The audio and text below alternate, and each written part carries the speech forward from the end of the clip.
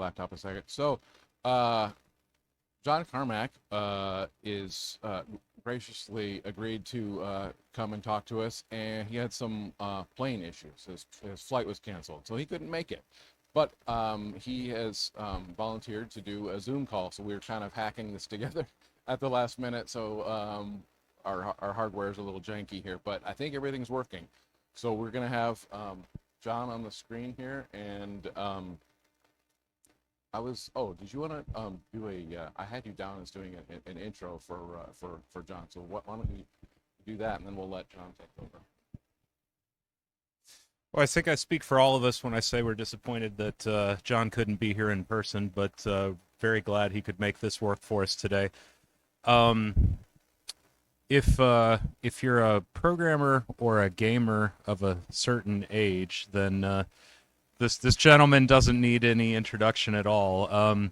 If you're a gamer, there is the world of games before Wolfenstein and Doom, and the world of games after Wolfenstein and Doom, and our guest today is responsible for that, and influenced pretty much almost every kind of gaming that exists today is influenced in some way by his work. John Carmack was the lead programmer on both of those games, and many others that I remember my dad would have said wasting a lot of time on back in the day. But on the flip side of that time I spent on the software world helped me get to where I am with the paychecks I get today as well. He's gone on to quite a bit of interesting career after that, with time in Armadillo Aerospace and his latest venture, Keen Technologies. Did I say that right? Did I get that correct? Yes. The AI venture that he's doing, that he was last year in the middle of just getting that going. So be very interesting if we get some updates on that this year. And if not, then whatever else he's going to share with us about what he sees as the next roadmap of where technology's heading. That is this panel, right? I got that right? My caffeine's just kicking in this morning, so bear with me a second. Without any more, I'll turn it over to John Carmack. All right, so it actually was 2 planes canceled. Chris and I spent 7 hours in the airport yesterday before we finally had to call it, but I'm glad we could hack this together at the last minute. So, yeah, for everyone that was there last year, it's been really interesting where I talked about artificial intelligence last year, and the last 12 months has been when it really blew up, and it's been kind of amazing watching the public zeitgeist change around this, where I was being fairly cautious in the predictions about it's like, okay, around 2030 is sort of my expected outcome for when we'll be seeing clear signs of artificial general intelligence. But we're now in this crazy situation where there's a bunch of otherwise intelligent people that think we're all going to be killed by Terminators in 5 years.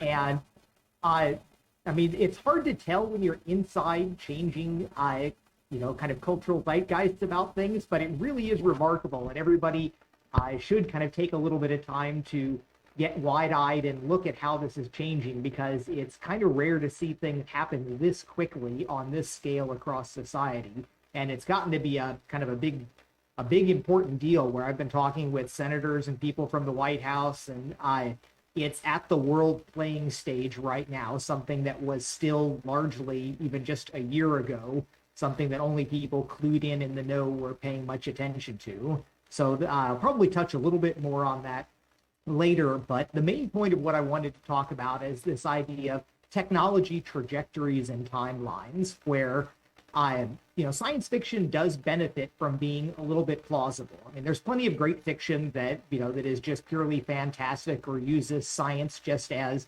wizards in lab coats, but there is the genre of hard science fiction where you actually do care about things having at least the trappings of reality around them, where you can tell the difference between books that are usually written by somebody that is an engineer or scientist or practitioner in the field, and somebody that's just a storyteller that wants to tell something in those areas. But it's actually, there are some fairly simple things that you can do to make things seem a little bit more plausible, and a lot of it is around kind of timelines and how long it takes to get things done. And there was there was a time I was at it was an awards ceremony in DC, and Vinton Cerf, who's kind of the father of the internet, and the guy generally kind of recognized as starting the ball rolling on a bunch of those things. And I was at that point maybe 8 years into Armadillo Aerospace, and I wish things were going a little bit faster. And he said, don't worry, important things usually take 10 years. And that's a good sort of ballpark way to think about things. And when it feels like something has gone faster than that, it's usually because you're not looking at the entire life cycle of things.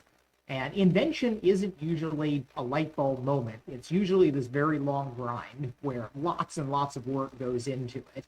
And even when something looks like it's spread like wildfire, you can say the adoption of the smartphone across the world. And you can say that happened maybe in a bit less than 10 years, but that's counting from the iPhone in 2007, not the first mobile phone in 1973.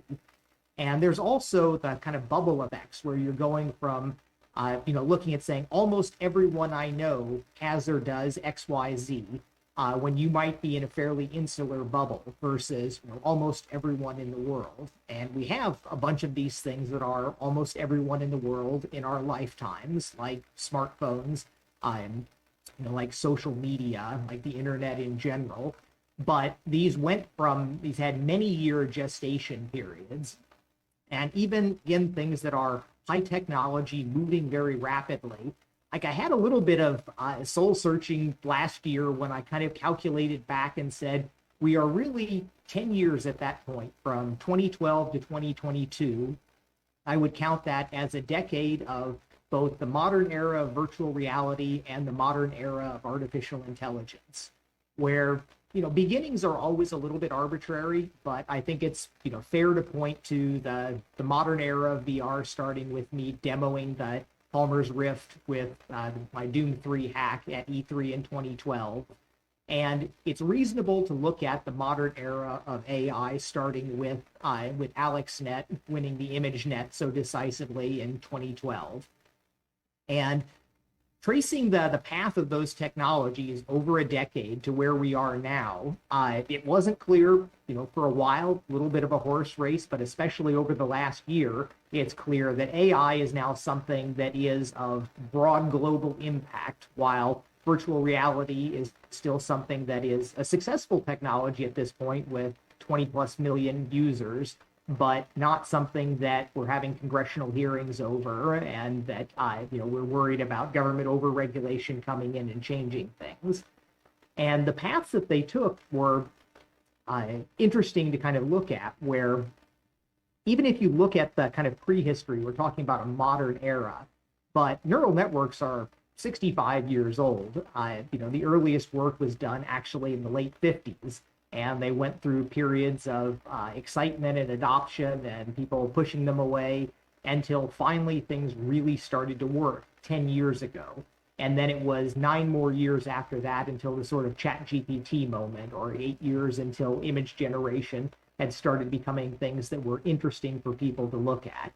And it was this long grind that had thousands of people doing very good work, pursuing dead ends and things that would eventually turn into useful things over this extended period of time. But the prehistory was really significant there as well.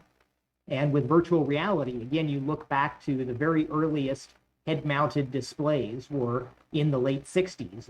The big Sword of Damocles things that had a big arm hanging down from the ceiling to support this 20-pound weight that you could move around like a submarine periscope or something. And it took all sorts of other things to get to the point where it became at all viable for people to give it a try in the 90s for becoming something notable, and then finally succeeding to some degree just in the last decade. So long grinds of development there, not just this brilliant insight that then turns into some really valuable product.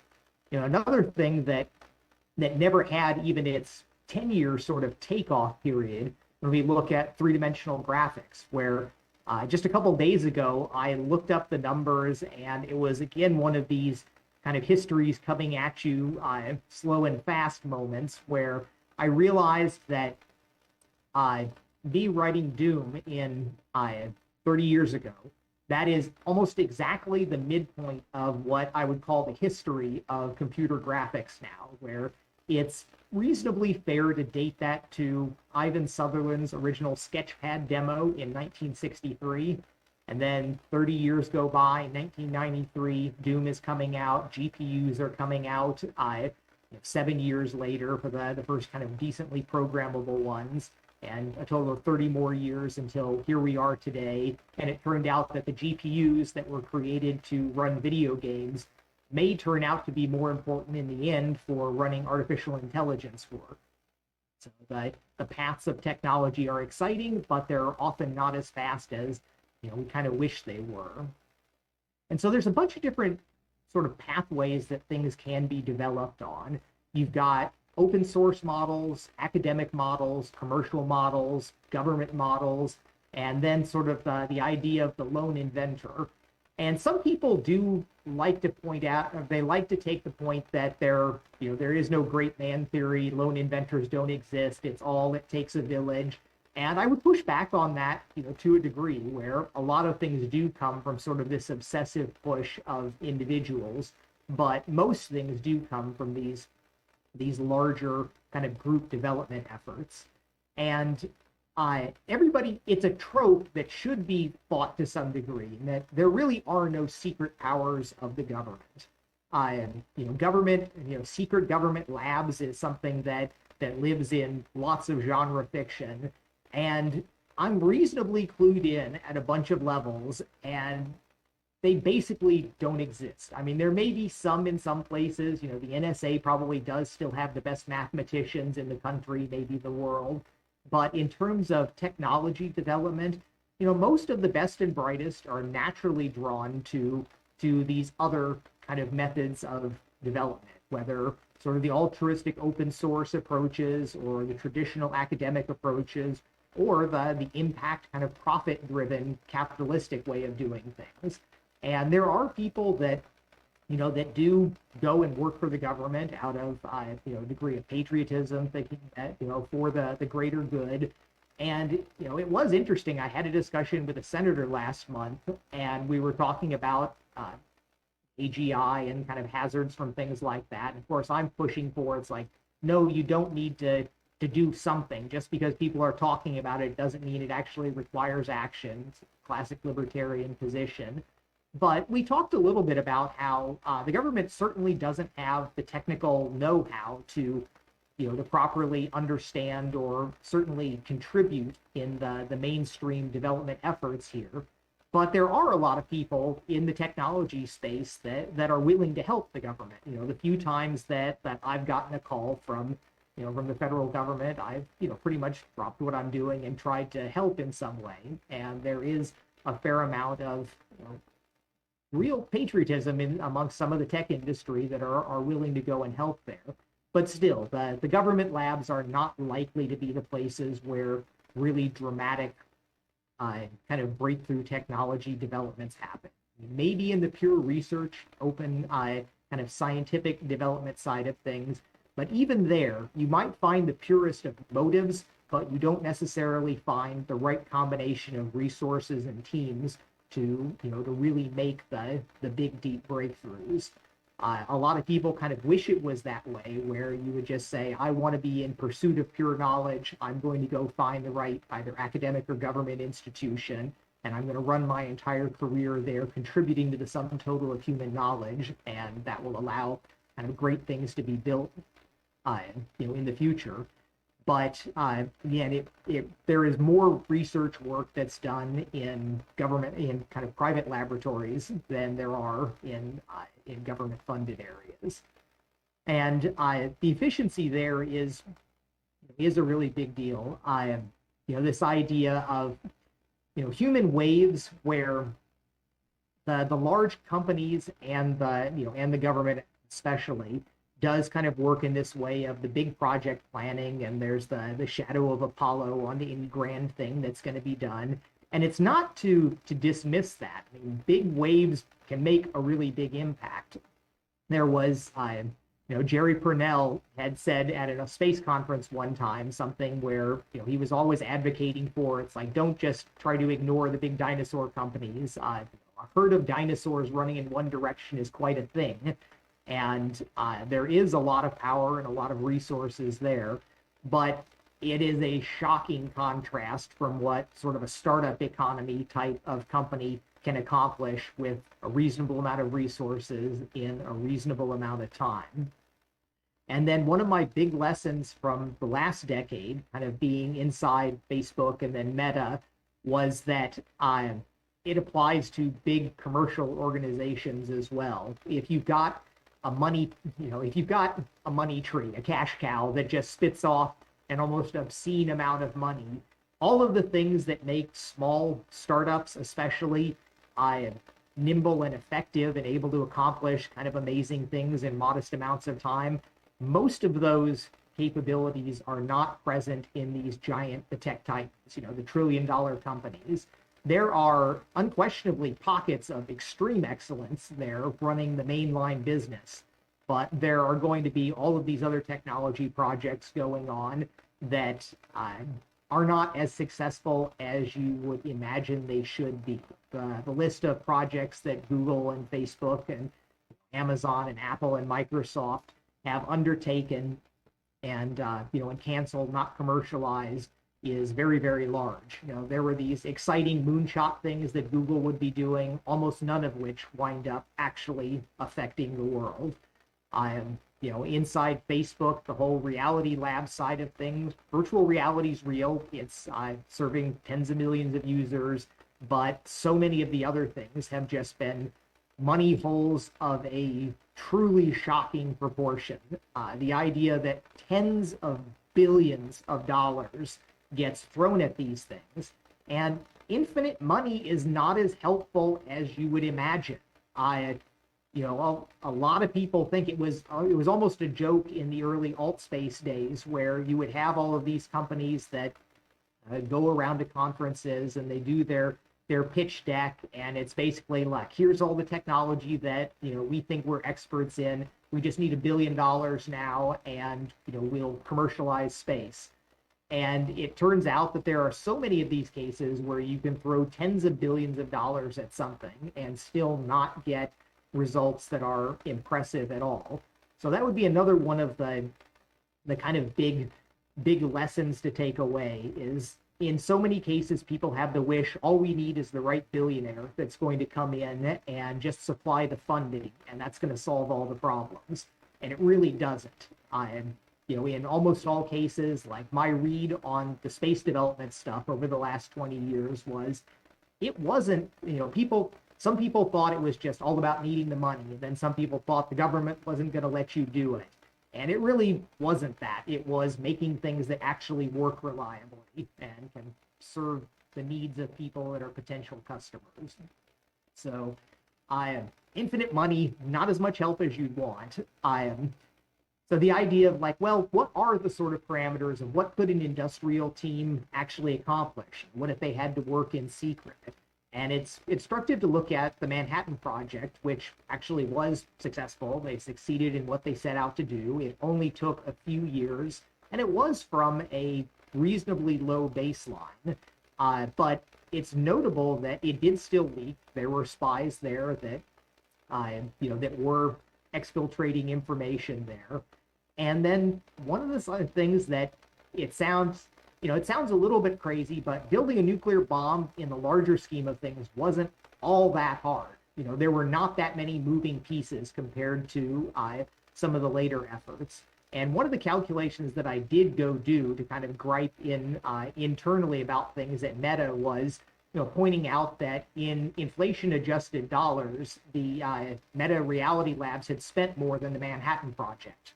Looked at as one of the original moonshot things. Now, it hasn't spent as much yet as the Apollo project, the other number that I kind of kept an eye on, but it's not as far off as you might think.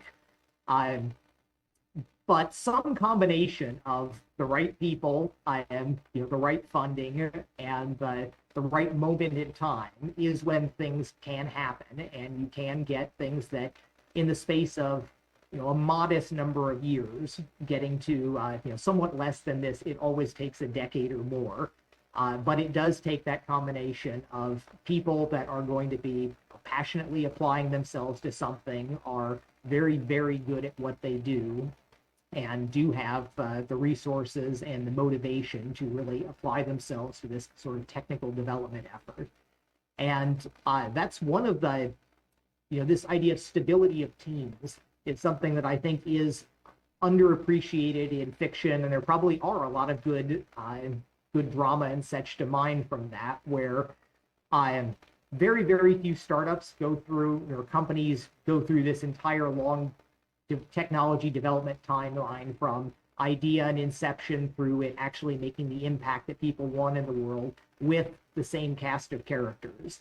There is usually this revolving door of people joining the project, people leaving the project.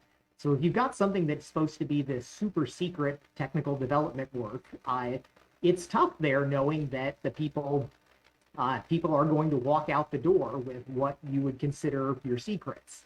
And you can say, well, maybe patents are an approach for this. We have trade secret protection on some levels. In fiction, you can have your mad scientist kill all the henchmen that leave, but in the real world, it's something that is pretty sobering to think about from especially a venture funding standpoint, where if somebody wants to develop some really novel new technology, venture funding is always wondering about, well, what exactly is the moat? How do you, once you've done something, extract some value from that commercially before everyone else can kind of take up and do the same thing? And that's of course what patents are supposed to be for. The idea of patent protection, written into the Constitution, is that inventors should be rewarded by this idea of an exclusive license. And the trope is you get some lone inventor working away in their garage or attic for a long period, and they build something magnificent that's going to change the world, and to protect them from having the evil cartel coming in and stealing all of their ideas and producing it and selling it and taking all the value from it. The patents are supposed to let people own an idea. And I could go on a very long diatribe about why I really find that a morally offensive thing. But the question of does it actually work is a little bit more objective. And for the most part, this idea of the lone inventor getting a patent and then getting rich off of it later is a much, much rarer case than you would expect. And there are sets of companies that acquire patents on technologies, not by developing them, but from usually acquiring bankrupt companies that that took a swing at something, got some patents, and never kind of took them to fruition. But they'll sit there and then they'll try to wait until somebody else does actually succeed in getting something that's valuable, that people care about, and then you sue them, saying, well, I own the intellectual property rights for this. And I had to give a deposition just this last month regarding some, a technology patent case. And it does not, I have yet to run across one of these cases where it wound up sort of fulfilling the purpose that that it was originally enshrined in the Constitution for. So venture capitalists, to their credit now, they don't usually in the technology sector push for, it's like, okay, we're going to patent something. That just hasn't worked out very well, because there's going to be plenty of places like in China where they just won't care. Even if U.S. companies did, you're probably going to lose out there. So they try to look for other ways that technology can be developed and still, and still be relevant. There are trade secret protections, which is shockingly fuzzy. And I was involved in a big trade secret case midway through Oculus from where they were being basically accused of taking trade secrets when they hired me and some other people away from id Software. And we like to think, especially as programmers, that the legal code should be something like software, where you can sort of formally validate whether you are or aren't infringing on something. And it's really not like that. It is this big mess of interpretation. And And again, that's not a great thing for protecting a moat of for development. So people like this idea of if you can be so far ahead technically, just people won't be able, other companies won't be able to catch up. And to some degree, that was what Facebook Meta was hoping with Reality Labs. Like, we're going to spend tens of billions of dollars. No one will be able to compete with that. We will develop technology that's so magical that we're going to have, this at least many year lead over everyone else. And really doesn't work out that way, where all this money went into optics research, and then there were other companies doing pancake optics, even before Facebook shipped their first ones. Lots of work going into kind of world understanding, computer vision, mixed reality things. It's like, no, there's other companies doing similar, arguably better work there. And part of that's because of this revolving door sort of thing, where they have 10,000, they've got more than that now, but if you have 10,000 employees, you can sort of run out what's your attrition rate, and it's going to be several percent. All of those people that learn their work there, they're going to be dispersing out to other companies. And for the larger world, that's a good thing. We get more technical development as smart technical people are exposed to different ideas and then move on to other areas where they might be more gainfully employed. And some of that, almost the epitome of that is the open source world, where you have people that are spreading this around that everybody can use without any question at all of patents or trade secrets. You do something, and it is one of the most, in many ways, altruistic things that you can do for the world, to put something out there that maybe thousands of other people use that might eventually turn into something world-changing. And the dynamics of that are very different, where open source doesn't go from 0 to 1 very well. There aren't that many projects where somebody says, I'm going to go create an open source effort to do this, and just start with a brand new GitHub repo and build something. There were lots of game engine attempts and games that people would try to kind of go do technology development that way, and they had a very, very poor success rate. But what it does do remarkably well is go from 1 to 10.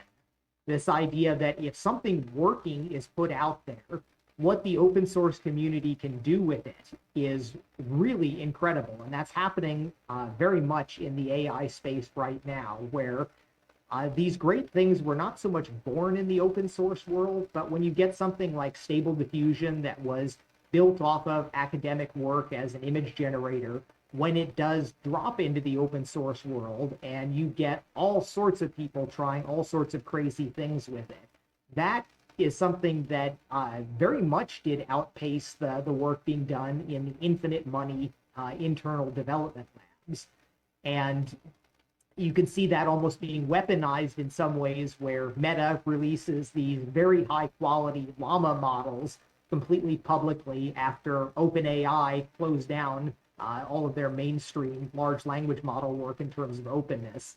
And this is sort of the titans jabbing a little bit at each other, where the open source world is doing really remarkable things with that, and it is sort of a jab undercutting OpenAI's API work. So there are plenty of opportunities to build something that is world-changing in the open source world. I mean, things like everything runs on Linux now in the server space, and that was one of the quintessential open source projects.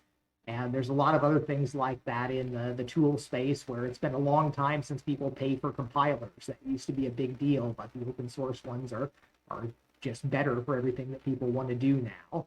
A lot of the frameworks with even the AI development work with PyTorch, another thing that Meta basically contributes to the world. They get some benefit out of by strongest direction of the most popular framework, making them a good place for people to decide to work.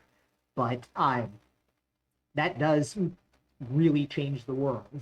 And that will be something that probably continues. There's all these undercurrents about, well, regulation people that have been around for a while on the software side remember things about all the cryptography issues about how, okay, it's illegal to be publishing things and people putting crypto algorithms on t-shirts because there were questions about what was legal for going on inside open software development. And it's a scary thing that we might hit some of that with artificial intelligence work, where there are lots of people now that are pushing for putting in big regulations about exactly what you could do. And it'll start out, if it happens, with regulations just on the truly massive scales. And the open source work will largely work below that space. But there are plenty of people that would like to choke off the the freedom and the kind of chaotic development space that is uncontrolled by anyone and is exciting in a lot of ways. But it's not, it doesn't solve everything. We've still got, everybody's been saying it's the open joke about the year of Linux on the desktop. So you could say that open source does this amazing job of going from 1 to 10. It's terrible at 0 to 1. But in some ways, it's also bad on that final mile of whether it's 10 to 11 or something, about actually making a really good polished product that goes out to billions of people using it. And there are exceptions to that for the really good quality interfaces at some point, but it's enough of a trend that it's impossible to ignore, that you get a certain type of people that do this, in many ways, altruistic work of technology development. And then there's a large set of people that never got it, never understood why somebody would do that. And they are some of the maligned project leaders and and designers and artists. And it's important, or it's at least interesting to note just the different characteristics of the people and how that impacts the technology development, where you would find lots and lots of programmers that wanted to make open source games, that they understood the value of that, they partook in the value of that by building on different things. But largely you would find the artists and designers that are like, why would I give away my work for free? This makes no sense to me. They don't get it in their core what the motivation is. And you need that whole spectrum of people to develop the really important products. And so there's limits to what you can sort of accomplish there. And you can also then look at the kind of one of the other extremes of sort of the private obsessed inventor. And in software, people that some people may be familiar with what was called Temple OS, which was basically one literally crazy guy, had mental issues, and he wrote an entire operating environment all by himself. And there were some interesting thoughts in that, but it's something that it's not a competitive thing with with what anyone uses today by choice. But this idea that there are still things that an obsessed individual can do is one of the things that I've been pointing out about this space around artificial general intelligence, where I think that today, I think I would find more people that agree with this when I first started saying this a couple years ago, but it is very likely, in my opinion, that the core software code for artificial general intelligence is going to be a mere tens of thousands of lines of code. Built on top of frameworks and libraries and other things there, but the unique parts of it are just not that big. If you go back to when they were still willing to talk about it, GPT-2 at OpenAI was only a few thousand lines of code. It's just not that much. It's fed a massive amount of data. It's deployed on a massive cluster size. There is all of this other domain knowledge about exactly how you go about training and checkpointing and communicating what you're doing through this. But the software that needs to be written is within the reach of what sort of one mad scientist could actually conceivably write, which is not true about a web browser or an operating system or an entire development environment. These are things that have millions of lines of code and do require development on either an open source or industrial scale to kind of build something that people are accustomed to today. But there probably are some other things where you've got these points of massive leverage. And this idea that you can be at this point where a small team might still be able to do these world-changing efforts in technology. I think that is true today around AI, and there may be other things like that where you kind of hunt around in the possibility space, and there's interesting stories to tell there about where this small group could make a difference, but it's probably not in the areas where the massive teams are already competing today. There are some cases where the magical scalability of software does allow things like I was extremely impressed by WhatsApp, who got acquired for $18 billion. And it was this team of like 24 people. It was this incredibly small team, and they were serving over 1 billion users. And that's, again, magic. That was something that there was nothing 50 years ago that was serving 1 billion users, like no single company. And now this tiny little fit in a small office company was capable of doing that. And that was the magic of the scalability of software and the cloud and the internet in general. So there are some cases where that works out, but it's a mistake to scale that to all software work, where large-scale software development now is not nearly as nimble as you might think, where I had a really rude awakening maybe it's like 5 or 6 years ago at Meta, working on some software work with tracking locations, with cameras and trying to get things on in different systems. And it was shocking to see there was a hardware hacker guy that was able to basically go together and cobble up the necessary triggers and cameras and inputs onto something it looked awful, but it worked, and it got the data from the outside into where the software worked. And that actually happened a lot faster than the software worked to actually try to make sense of that and turn that into something valuable and plug into the existing frameworks. So there are cases where it's true in general, hardware is hard. The VCs really dislike working on hardware projects more than software because you don't have that ability to go to a couple dozen people serving 1 billion users and being worth $18 billion. But there are kind of hardware hacking spaces where things can happen remarkably fast, in many ways faster than large-scale industrial sophisticated software. But it's sort of an example of what does happen in software when you've got people that have a workplace, they've got a process, and they've got all the tools and funding and things that they need. Those are the cases where you can sometimes get one person or a small tiger team of people to go in and do something really pretty impressive in a relatively short amount of time. It was like at Armadillo Aerospace, it was one of our things where for the longest time we built 2 brand new vehicles from scratch every year because we had a shop, we had all the tools, we had the people, and all the know-how to do this.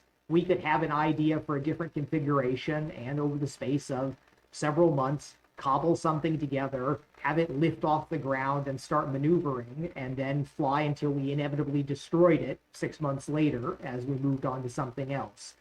And you can see this at the very largest scale right now with like Elon's work at SpaceX with Starship, where they've got an assembly line of these things, and they've got a lot of them changing out important things about how they're doing the actuators and separation and heat shielding and major changes that are going on this hopefully 6-month-ish cadence.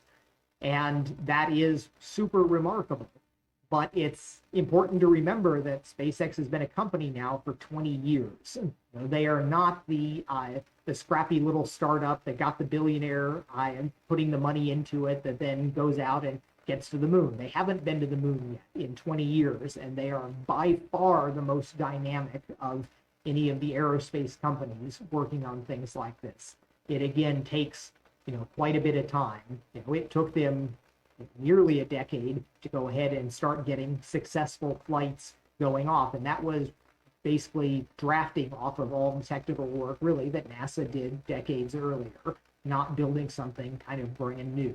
They are very much in new technology ground now with state-of-the-art engine development, untried recovery methods, and there's great stuff going on, but it's taken time. And Elon pushes harder than anybody.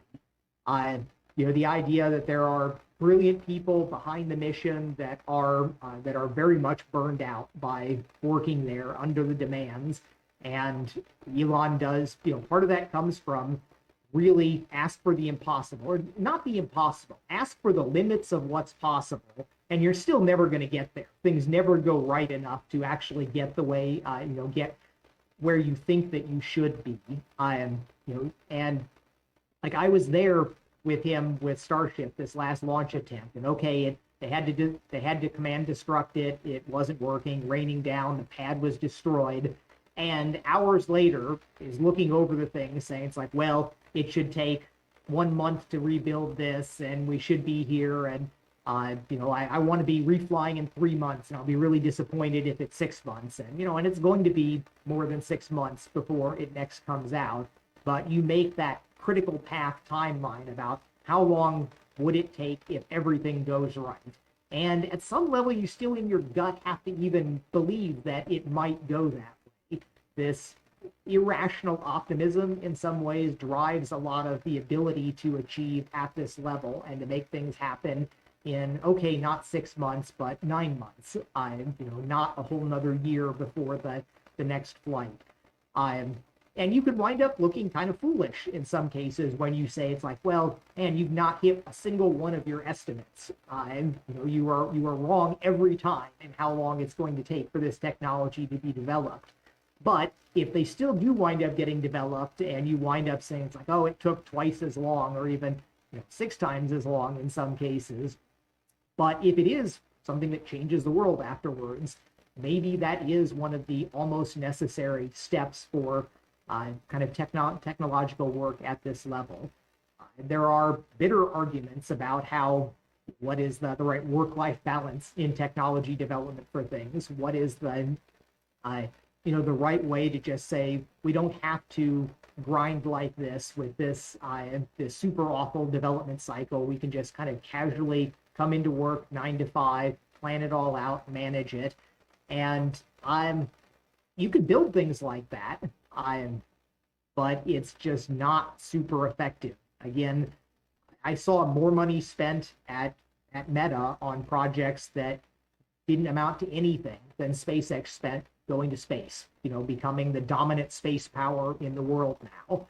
And it's, again, one of these things that, while in a book it only would have taken 5 years instead of 20 years to get to the point now where SpaceX is going to ship like 80% of all tonnage to orbit this year out of all of the national governments in the world.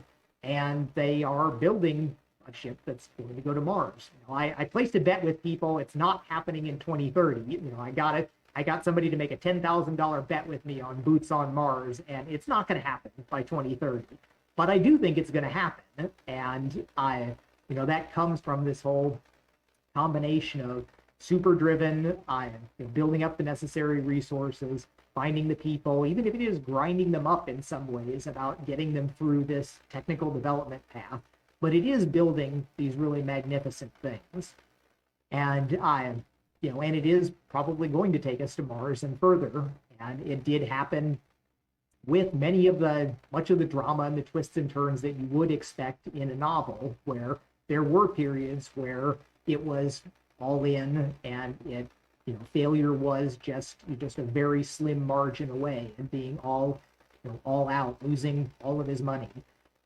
There is the contrast between, it was one of the real lessons that I looked at, where Armadillo Aerospace started the same year as SpaceX, and I had Elon and Tom Mueller came over to our little tiny place where we were building it, talking about the engines they wanted to build while we were firing little hydrogen peroxide engines.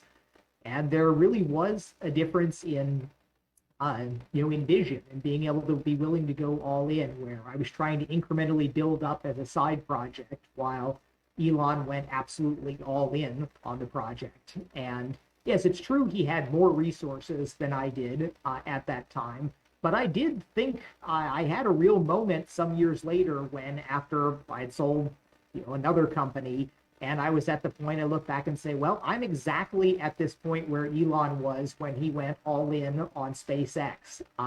Do I have the nerve and the desire to kind of throw absolutely everything that I have at a project like that?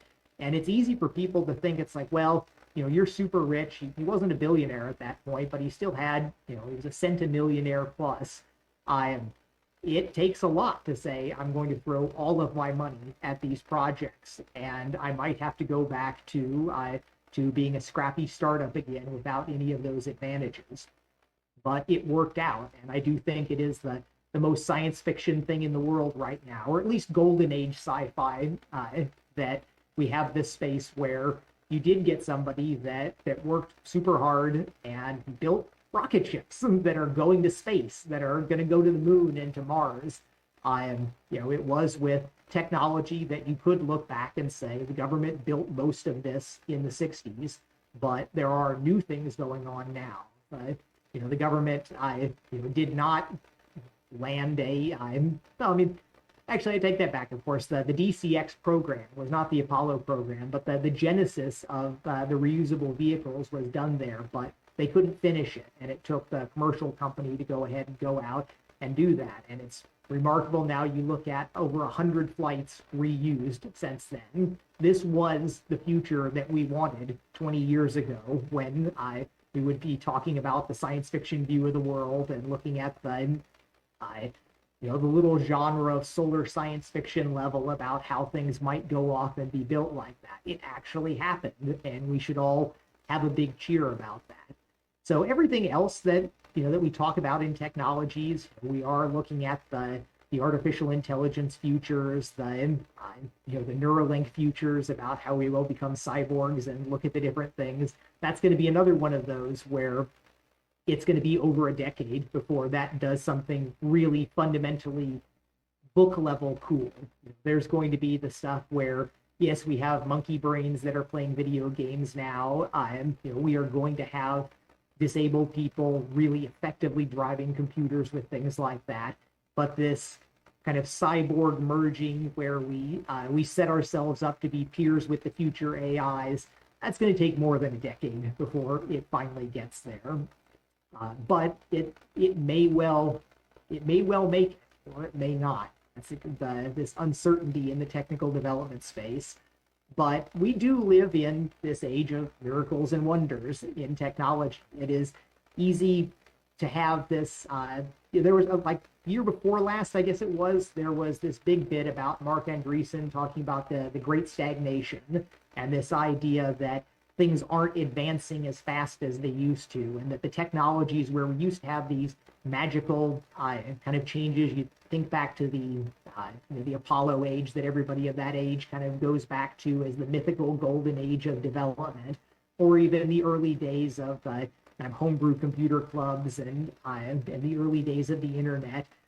But I don't think that thesis was correct. This idea that it felt from someone that was a super clued in venture capitalist thinking that the deal flow that he was seeing implied certain trends that he wasn't very happy about. He identified a bunch of things that are real things to be concerned about, that are holding us back in various ways, things how we could address these and accelerate our technical improvements in a lot of different ways.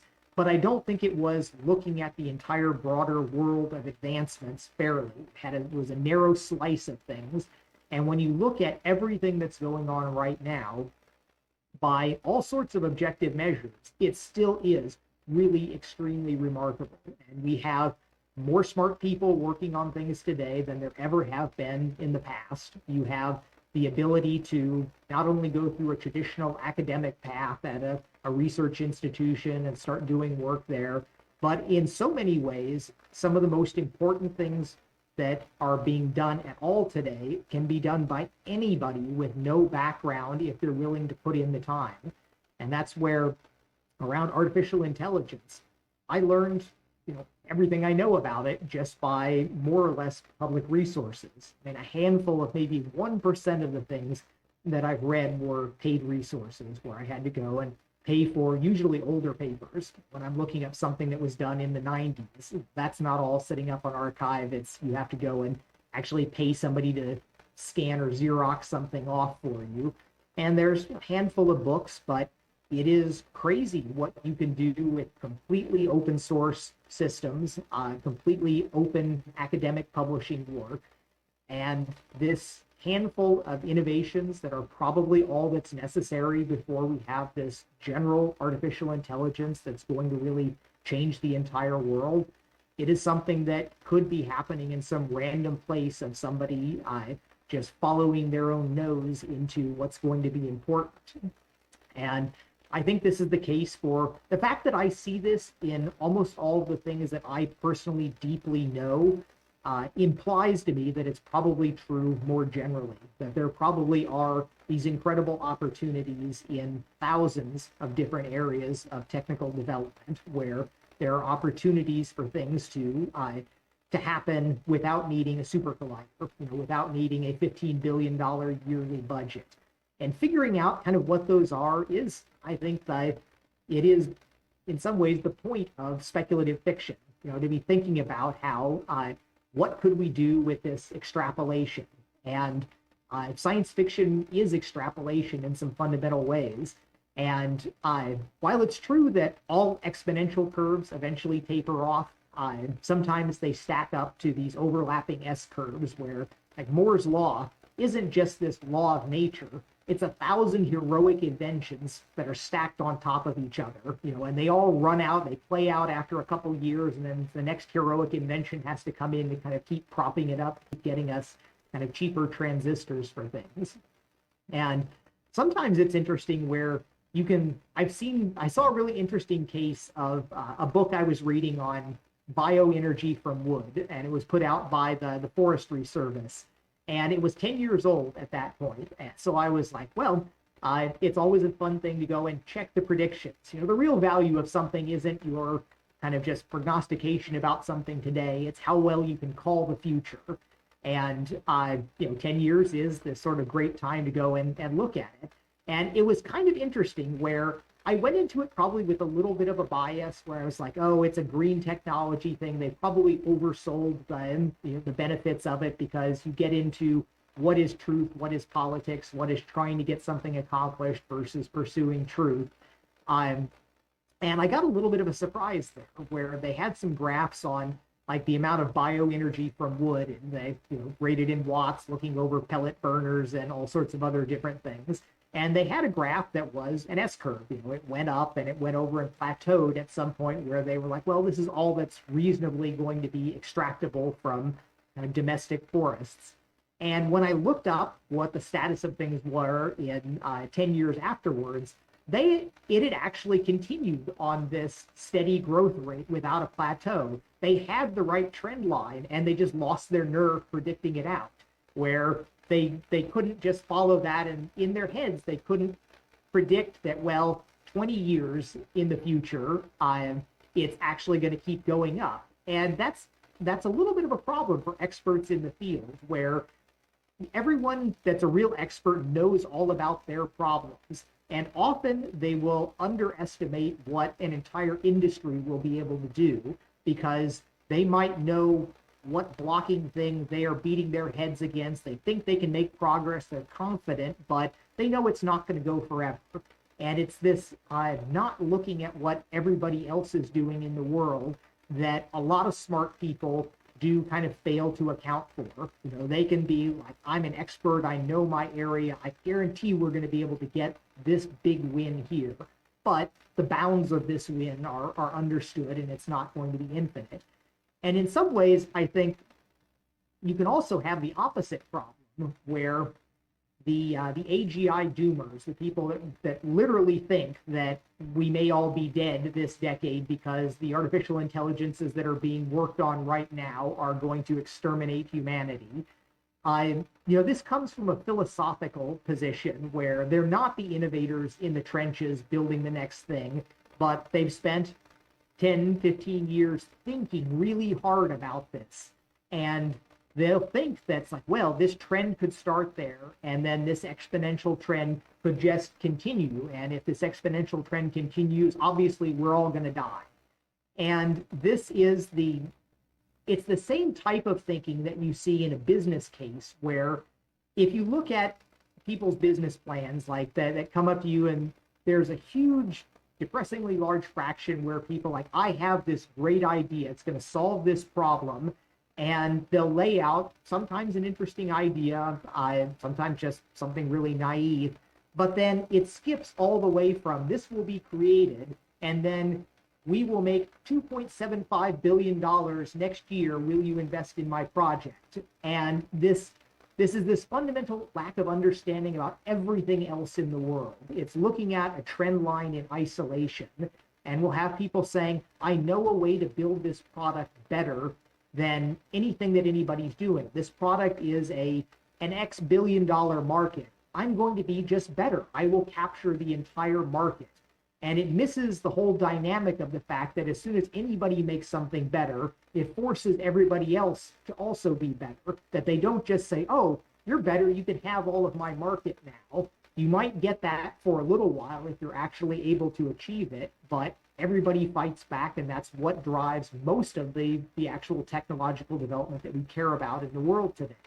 And I think that is the major problem with the AGI is going to kill us all mindset, where they can look at this and say, if we build something, even the question of whether something becomes exponentially self-improving, I think is really, really dubious. But even if you do build something that is smarter than anyone in the world, it doesn't mean that you've got the superpowers to impose your will on absolutely everything. Humans have not exterminated mosquitoes in the world, much as we would like to. We are vastly more intelligent, but they manage to, to hide and continue to vex us over all of these centuries, and they almost certainly will continue to do so for a while.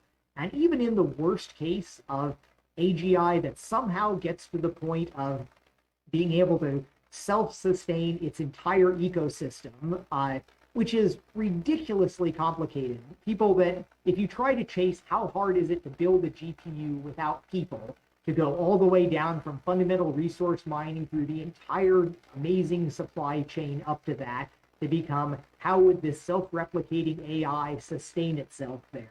Even if you get to all of that, to say it's like, well, I can't think of any way humanity would defend itself against an intelligence well beyond my abilities. But that's underselling what 8 billion other humans can wind up conceiving of and thinking of.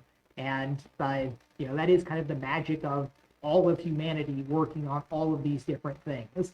And that's what drives so much of technology. And it really is what can save us from most of these potential sort of doomsday cases. And it looks like that's probably a pretty good time for me to wrap up here. I was really looking forward to being there and having the hallway chats and everything going on. I had some specific questions to hit some of you up with, but it was just not to be here. So I'm glad we could still do this, though. And feel free to hit me up on X, whatever, if you've got follow-up questions for things.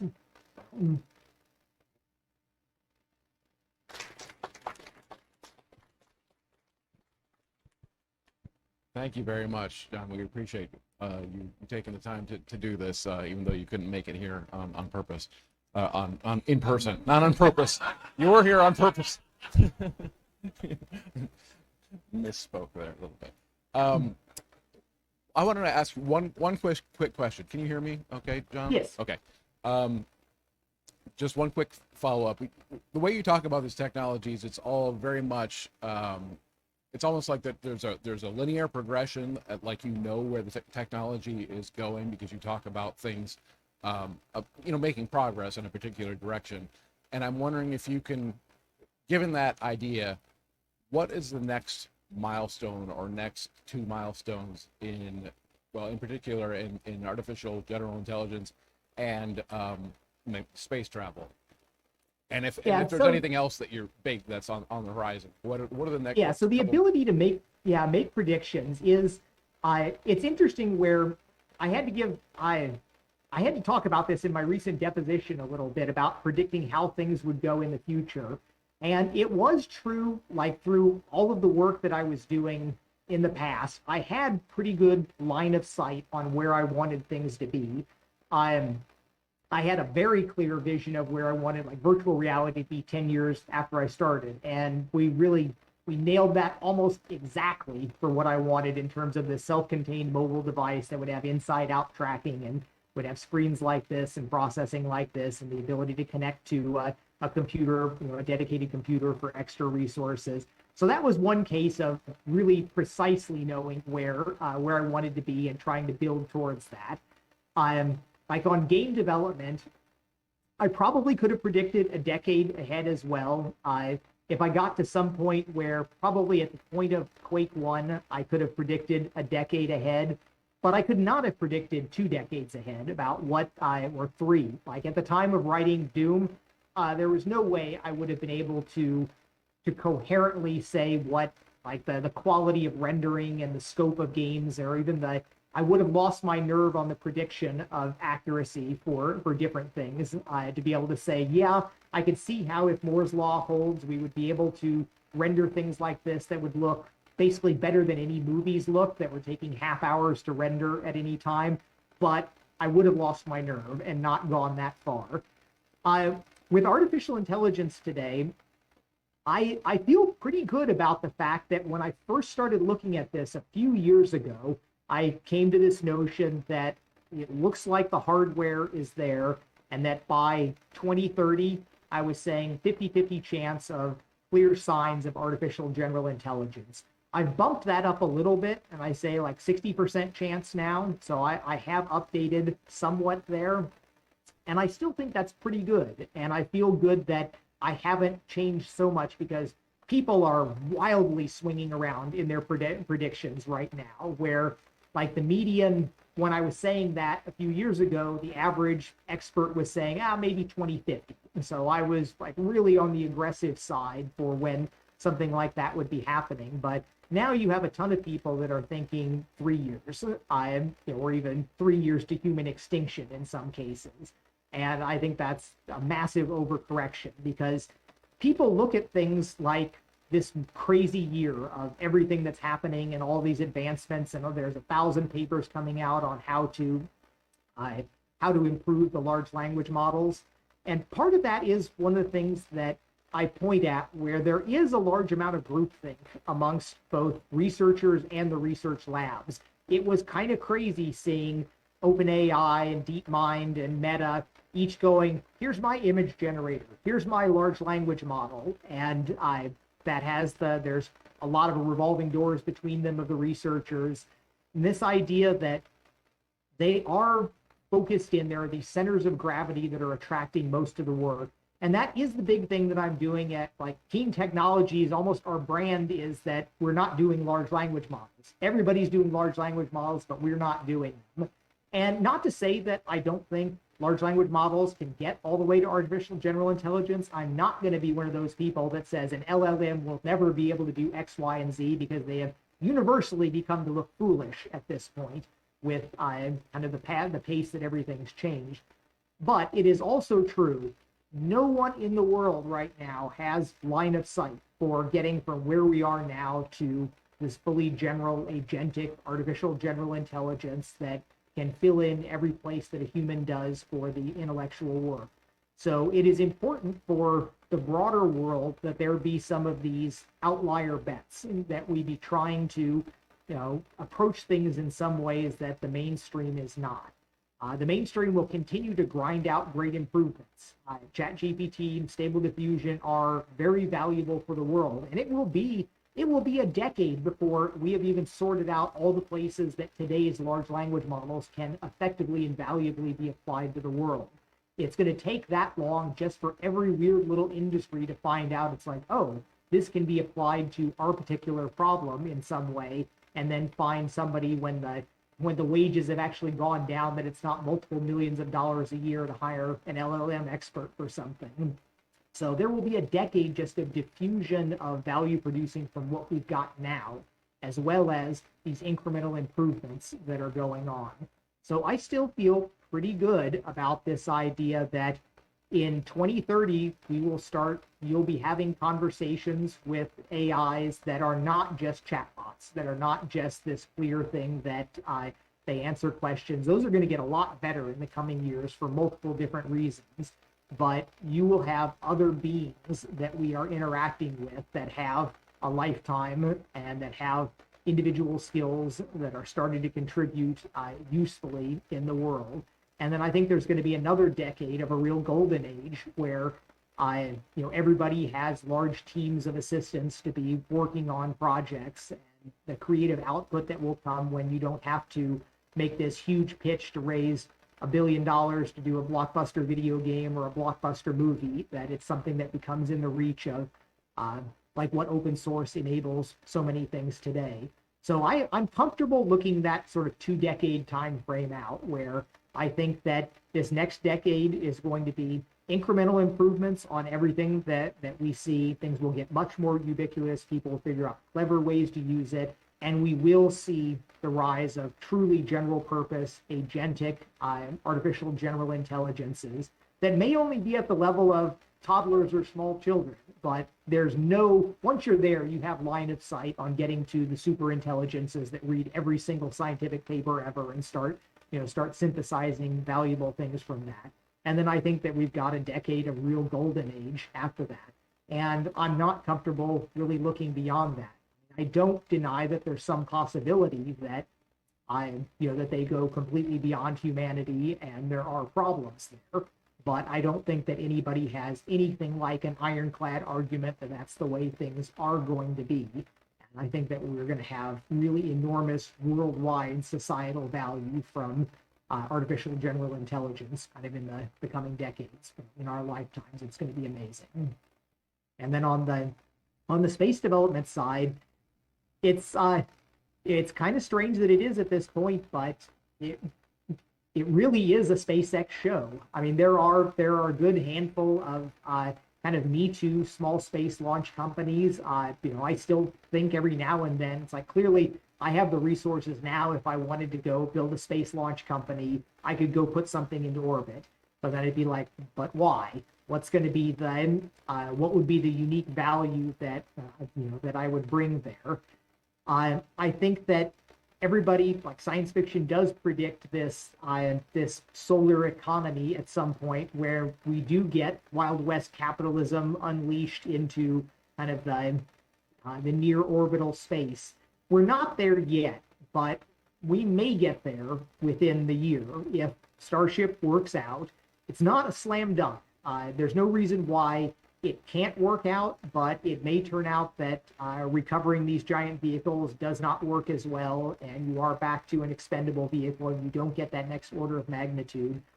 But I feel optimistic about it, but it could take another 5 years. And it could start working next year, but even optimistically there, to get to the point where you do start, it's the bus to space, and everyone with a clever little idea of something to do in the microgravity environment can just go and pay a relatively modest. You want it to get to be where it's like AWS for space, where it's permissionless development, because it is hard to overstate how important that has been for technology and the internet. This idea that it's not building a relationship with your regulator and kind of cutting the personal deal for this, but just saying, I have an idea. Give me some servers, and then I'm going to go to Stripe or whoever for payment processing, and it's like, hey, I've got a business that's booking millions of dollars of revenue in a year. We're not there yet with space, and I'd be surprised if it gets there in the next 5 years, but I think that's a worthy vision for 2030, to get to the point where we are down to $100 a pound or kilogram of booking stuff up there, and people are like, well, because of the economy and all this other stuff, I know a few people that are at least decimillionaires that can scrape together a couple $1 million of angel funding to try a crazy space idea. And I can imagine that world. That is sort of the good old-fashioned science fiction world where you imagine that going out and it being exciting. And that's not out of reach. It's not as dead as some people declared it maybe over the last couple decades. That could be happening, but it's not going to happen next year or the year after. It's again, the good things take a decade, and maybe we're at the start of the decade of Starship, and that is the thing that really does open up the frontier for all the other exciting organic economic action. Is this still on? Yeah. Oh, there we go. Thanks again, Okay. John. And we've taken up enough of your time. Hopefully next year you can make it here in person and on purpose. we would love to see you. So thanks a lot for your time, and we'll let you All right, go. have fun, everyone. Yeah. Thanks, John.